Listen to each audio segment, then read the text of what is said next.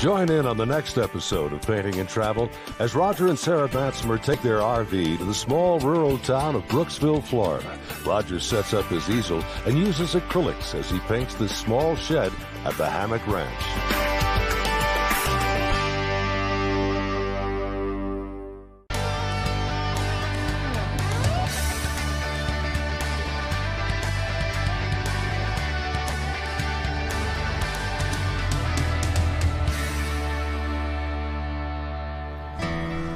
Brooksville, Florida, located a bit inland and about 50 miles north of the Tampa Bay area, has a population of just over 7,000. Brooksville Avenue, close to downtown, is a showpiece with its beautiful oak-lined streets and Victorian-style homes. The courthouse sits in the middle of the square, where a few antique shops and family-owned restaurants give the town a sense of community. But today, Sarah and I are heading out of town to some open country where we'll be far away from the noise of any human population in exchange for the sounds of birds, wildlife, and a few domestic animals at the home of Mike and Elizabeth Coachman.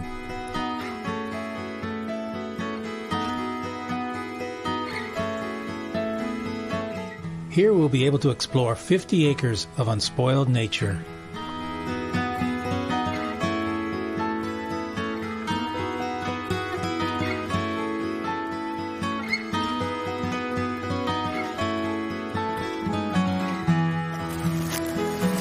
Sarah and I are at the Hammock Ranch. This is a beautiful spot. There's about 60 peacocks, some cattle. We saw some pigeons a little while ago over there.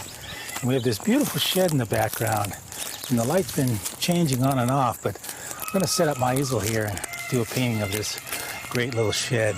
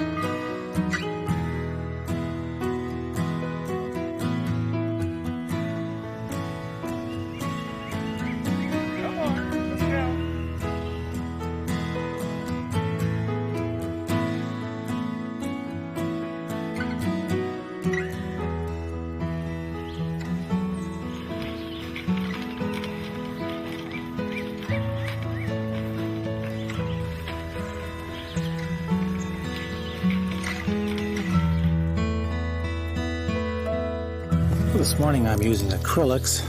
Got a number of brushes with me. I have some flat brushes, a few pointed brushes, and a couple of fan brushes. I have my little water atomizer here so I can keep my board wet and my paints wet. And I'm using the acrylic paints, so I'll put those out on my palette now. Titanium white, ultramarine blue, cerulean blue, phthalo blue, burnt umber, burnt sienna, yellow ochre. Those are my three earth colors. Today I'll put out some purple. I'm going to put out a little bit of sap green. I may put out some other greens later too. Often when I'm out in the field, this board, if it's windy at all, keeps blowing over on me. This being such a small board, this doesn't come down to attach this. I just have a carriage bolt here. Put this on the back here, and I bolt that, and that keeps that board from falling over. There's a lot of beautiful sounds on the Hammock Ranch. There are about 60 peacocks here. Also, of course, the cattle. I'm going to get started here by just doing a little bit of a drawing. Just want a dark color, so I'm mixing some ultramarine blue and burnt umber. It can be any couple colors, just to make a dark color. This subject is nice because it's very simple, and more often than not, my simplest paintings are the best paintings. I do get into paintings that are more complex, but the simplicity of a scene like this is just delightful. It's such a nice day out here, too. Well, I have a lot of trees above this shed, so I want to include those. But I don't want to have this shed in the middle of the painting. It's bad to divide my painting right in half. And this is a little above center, but maybe not quite enough for me. So I think I'll just raise this up just a little bit. And maybe put that about there. And we'll feature this foreground. There's not much in the foreground now, but it's a beautiful green color and has some beautiful shadows going across it now. And these nice fence posts back here too, that'll add some dynamic interest to the picture. That's really all the drawing I need to start with. Now I'll start putting in my big basic shapes. They raise a lot of blueberries in this area, and occasionally we hear what sounds like a gunshot. It's an air cannon keeping the birds and animals away from eating the blueberries over in that area. There's a lot of moisture in the air this morning. It's a little damp, so that's very good for painting, especially in acrylics here, because they won't dry quite as quickly on me. When Sarah and I are doing these programs out in the sun, if the sun is hitting this, these dry just almost instantly. This little sketch up here, this is all pretty much dry. Well, it's still a little bit wet, so that's what that dampness is doing for me. But see, this is dry enough to work over. Let's start out laying all the darks in first, because I like to work my lights over my darks.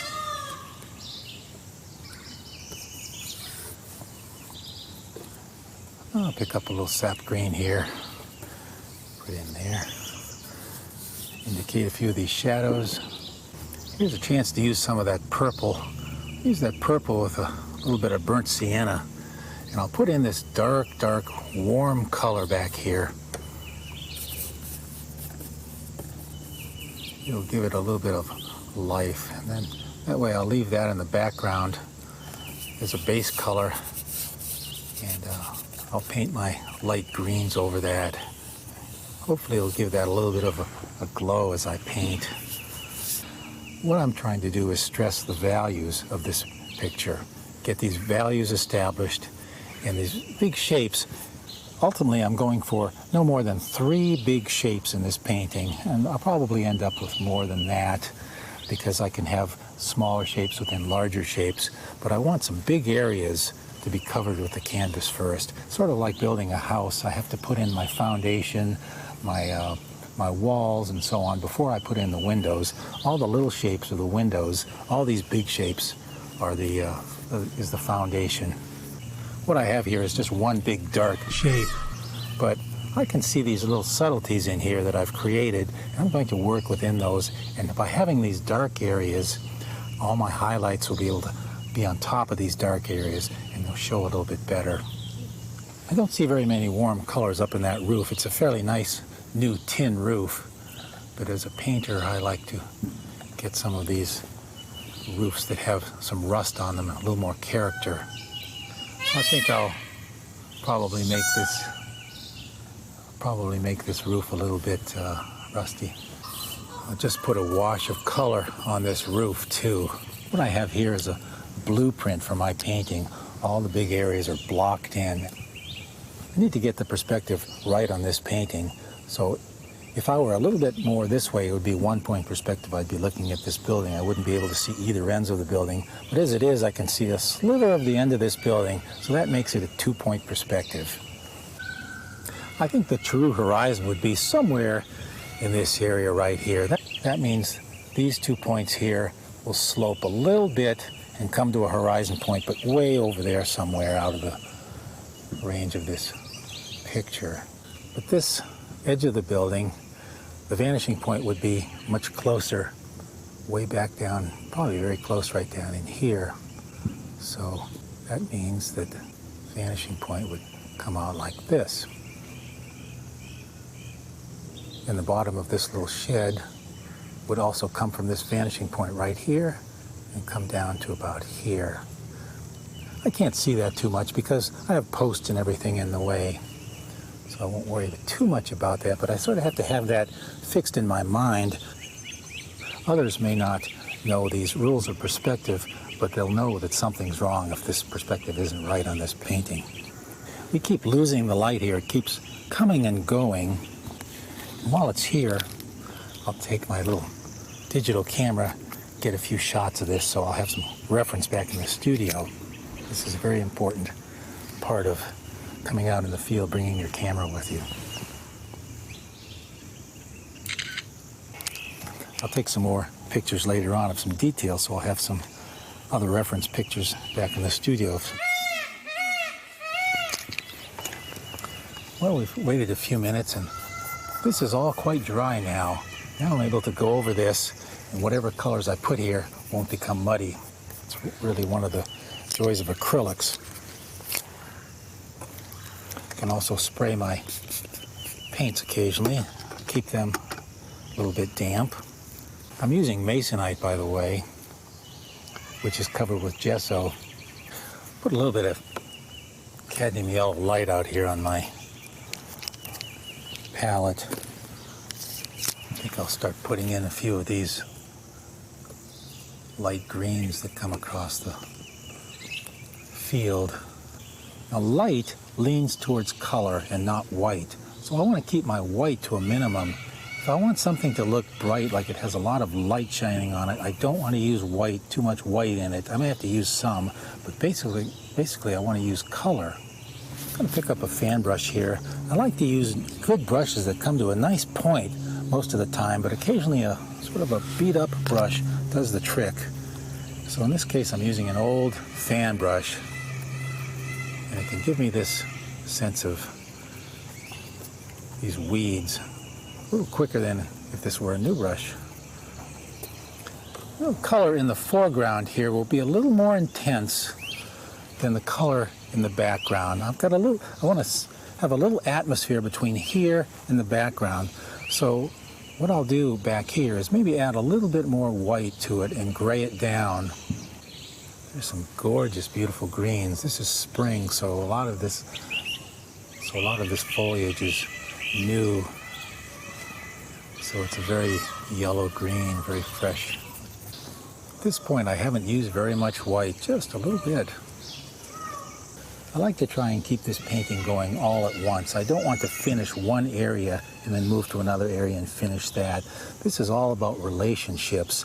So if this area is finished and then I work on this area down here, the relationship between these two areas can change. It can change the way I think about these areas. So it all has to evolve more or less at the same time. There's some beautiful trees growing up back there, and I want to be able to show these trunks in the trees. So I need this a little bit lighter in order for those to show up.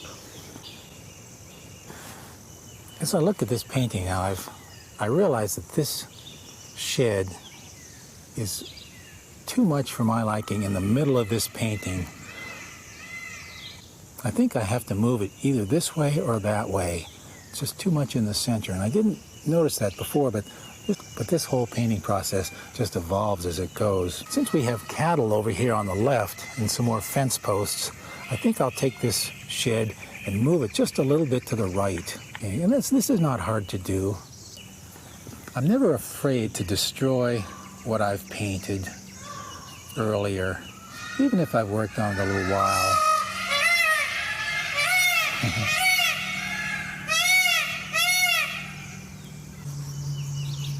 So I don't feel like I've lost something here. I haven't lost much time, but what I've gained is maybe an improvement in the composition ultimately. There is a perspective on this roof, and the vanishing point is somewhere up there in the sky. So there's two angles to this roof I have to be concerned about. These angles go up this way, and they meet up here. So this angle here is sloped further than this one here. I think I'll make this barn even a little shorter than it is too. This is one advantage painters have over photographers. Paintings also have a human touch to them that photographs seldom achieve. That's one of the saving graces painters have still going for them today. I've also noticed that this roof here. It's a little bit too long. It's almost the same width as this base here, and of course it's not that way in real life here. So I will go ahead and make that change. We have dark tree trunks in the background. We have very light tree trunks in the background. When I paint on location, I really try and create a painting. I'm not going to finish this on location. I never do. I always finish it in the studio. That way I can leave nature behind. I can go back into the studio and concentrate on the painting itself and leave the nature out here. This was just light enough back here where these darks show up fairly well. These trunks are not going from top to bottom entirely. Some are, but I want to find and lose these edges as they go between all these leaves. These branches will give me a roadmap for my negative areas. And the negative areas are those patches of sky that I'm seeing that are coming through these leaves. So to me, these branches are more important as a roadmap for these negative areas. They can't be put in arbitrarily. They have to describe something. And now between these branches, this gives me an idea of where these negative areas should be. I'll only put a hint of these on now out here in the field. Later on in the studio, I'll embellish these. I can't see any sky at the top of this roof, but I know if I put some of this sky down here on the roof, it will help to define this roof line. Put some more of this sky in over here.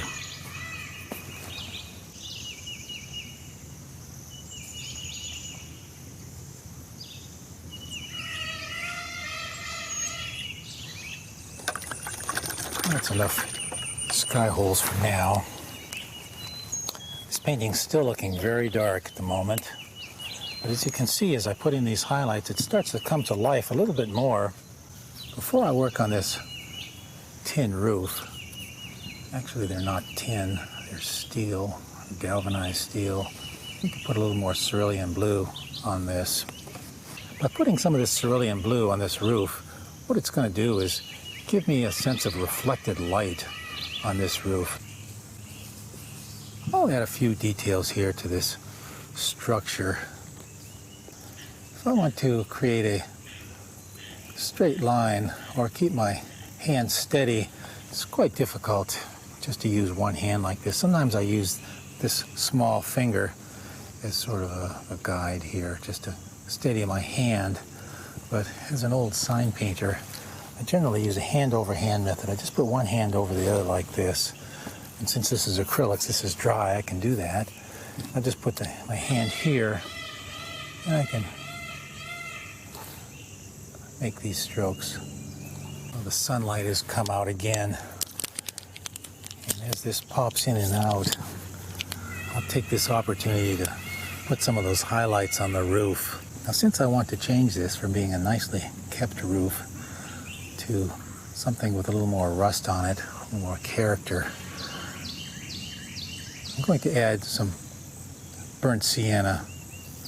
What I'm seeing over there is very cool color in these highlights, but I'm going to warm that up to give this look of rust. If I spray this just a little bit, this is all dry here, but this sort of lubricates my board here, and these paints here will slide on easier. They won't drag. I also have to remember the perspective of these panels here. As it goes along, these panels will start to move this way. Don't need to put every one of them in there. I'm just going to suggest them here and there. And then maybe I'll, back in the studio especially, put a few details in here to bring out a few of those panels. I don't want them all equal though. If I put the detail on each one of those panels, they'll become a little monotonous. So what I want to do is suggest some details here and there. Here's a little bit of orange, and I'll put a little bit of alizarin crimson too. I want plenty of color in this because the sense of light across this will rely more on the color than it will the white. I have a few friends come by to help me work on this painting.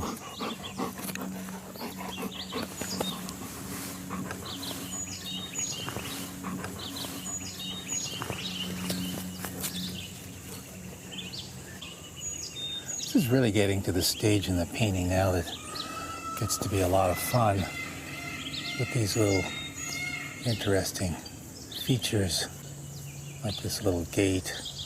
This will start breaking up these big mass areas of dark. I definitely need to add some of the cattle that's back in here. But for right now, I'll put in these fence posts and then I'll take some photographs of the cattle a little bit later with my still camera. That way I'll have some reference pictures where I can indicate them in here. I don't want all the colors of these posts to be the same. I want to vary these too. So I'm mixing up some cerulean blue and I'll cool a few of these down. Don't want them all the same size or the same height.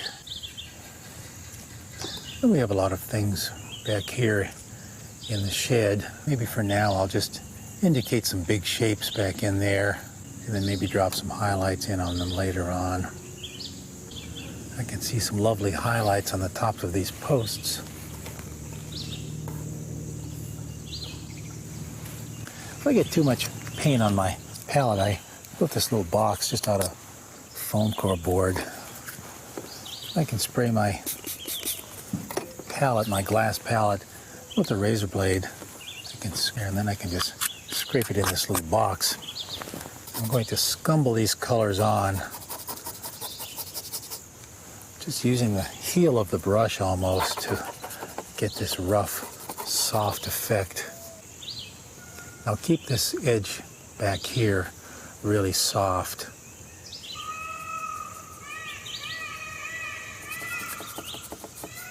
And there may be some interesting weeds or little flowers growing somewhere around the area, and I may pick up on those, maybe take a few photographs of those, and I could add a few little details down in here. But that'll be done back in the studio. Oh, what I've got going here now is not too good. I've got just stripes going everywhere, so I need to simplify that. One good way to simplify something is to take a big brush. This is a 1-inch brush, and just go over these areas. I don't want too much focus going on down in here. All the focus should be up in this area, so I think I'll leave all the highlights out. This is cadmium red light. Let me thin this out a little bit just as a wash, and just drag a few strokes of cadmium red over that. Now I'll focus my attention a little on these beautiful fresh green spring leaves that have appeared in the last few weeks. There's some beautiful Spanish moss back here in the trees. I haven't addressed the edge of this shed here. Maybe we should do that at this point. This is where the light is really hitting it hard, and I dropped the eave of the back of that shed down below this eave here, and that will show me that will give me the perspective. Let me just suggest a cow or two in here.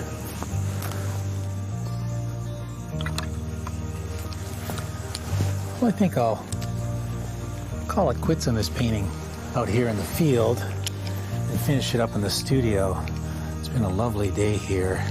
I'll take a look at some more of the peacocks on the farm here, get a few pictures of them. I might add 1 or 2 of those back here, I don't know.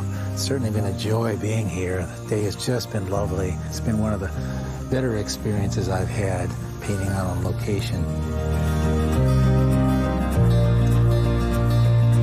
Well, now that I'm back in the studio, I'm going to try and finish this up. I don't think it's going to take too much work. Primarily, I'll adjust some of the values here and add some details. I lightened this green and changed the color a bit and softened some of these edges. But this area seemed too dark on my painting I did in the field, so I lightened this area a little bit back here, and that gave me a chance to put these dark areas here where there's some posts and beams. I added the tractor, a few little details down here, and I added the peacocks. Over here on the left side of the painting, the fences were elaborated on a little bit, adding a few more fence posts and some suggestions of more cows. Some tree trunks, branches, and Spanish moss were put in, and these negative areas were established a little bit better to define the tree trunks. Small branches and tree trunks were added, along with this beautiful spring yellow-green. A little bit more detail was added to the roof, and quite a bit more color, including purple, some burnt siennas, and some reds. I worked on the overall patterns of light and shadow here, and made two distinct areas, one light and one dark, with a few subtle areas in between. This whole area in the foreground was simplified, and a few little subtle details were added, and I added a few of the flowers that I saw growing in the woods nearby. There's always more that can be done to a painting, but I'm going to stop where I am on this painting. So what I need to do now is I'll spray a little varnish on this, sign it down here, I'll put a frame on it, and we'll see what it looks like.